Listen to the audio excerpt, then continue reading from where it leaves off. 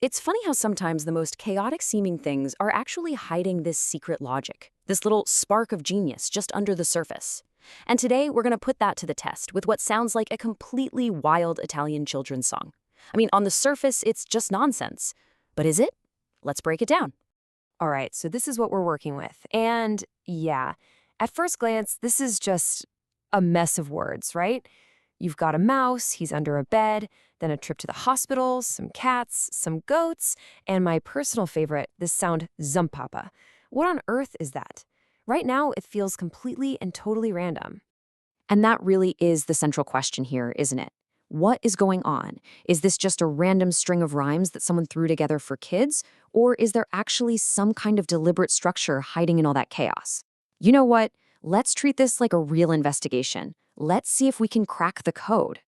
All right, Section 1, Anatomy of a Mouse Tail. We're calling this Unpacking a Micro-Epic. So, first step in any good investigation, you gotta isolate the pieces. Let's start by pulling out what turns out to be, and I'm not kidding, a complete, tiny little epic story. So if you go back to that big wall of text and you start pulling out just specific lines, something amazing happens. A really clear story actually starts to take shape. You find a narrative with a proper beginning, a middle, and an end. And it's all about our little hero, the mouse, Topolino. And check this out. When you lay it all out, it follows a surprisingly classic narrative structure. I mean, seriously. First, you get the transgression. Topolino, he gets under the bed where he's not supposed to be. That leads to the conflict. His mom throws a little shoe at him. Ouch. So then comes the quest for a solution. They gotta run to the hospital, then run to the pharmacy. And finally, you have the resolution. They put a little bandage on him.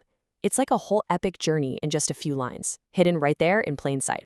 And this is where it gets really interesting, because it shows you just how formulaic this song is designed to be.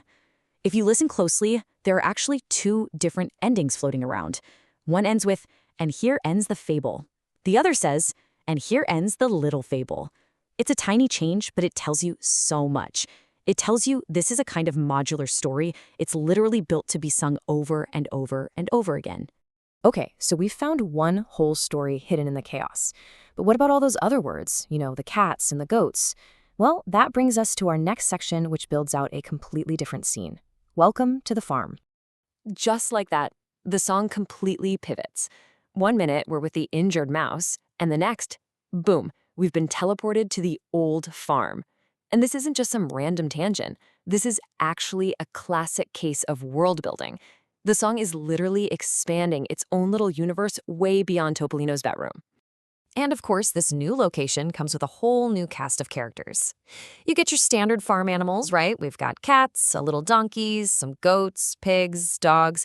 But then, almost like a little surreal joke, the song just casually drops in a bear. A bear! What is a bear doing on this farm? The song never explains, which honestly just makes the whole thing even more charming and weird. And pay attention to how these characters get introduced. It's not through fancy descriptions, it's just simple, forceful repetition. Gatto, gatto, gatto. Capra, capra, capra, capra. Now, this isn't just lazy filler. Oh no. This is a very deliberate and frankly, brilliant technique to make each animal super memorable and incredibly easy for a little kid to sing along with. All right, so we've looked at what the song is about. We've got a mouse's mini adventure and a quick tour of a very strange farm. But now let's get into the mechanics. Let's deconstruct how this thing actually works. What is its secret weapon? Okay, so the first tool in its toolbox is onomatopoeia, words that sound like the thing they're describing, like buzz or meow.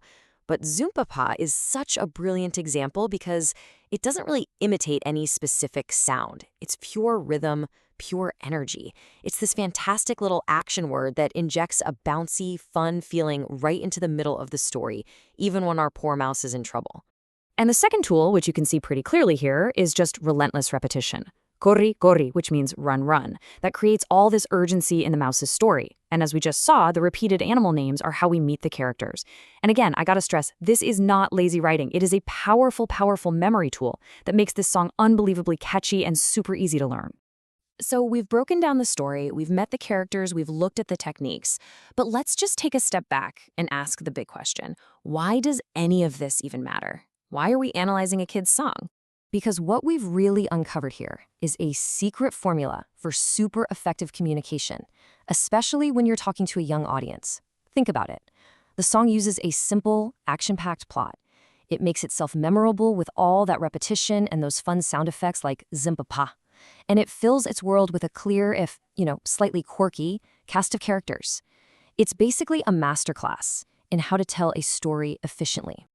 There's this one line from Topolino's story that describes his bandage. It says it's la legata stretta stretta, which means tied very, very tight. And honestly, that is the perfect metaphor for the song itself. Each of these simple little elements, the plot, the repetition, the sounds, they're all woven together to create this short but incredibly tight and effective piece of storytelling. This whole thing really just goes to show that some real complexity can be hiding in the simplest of places. And so that leaves me with one final thought for you. What are the simple songs or stories from your own childhood that might be more complex than you remember? What kind of hidden genius is just sitting there waiting for you to find it?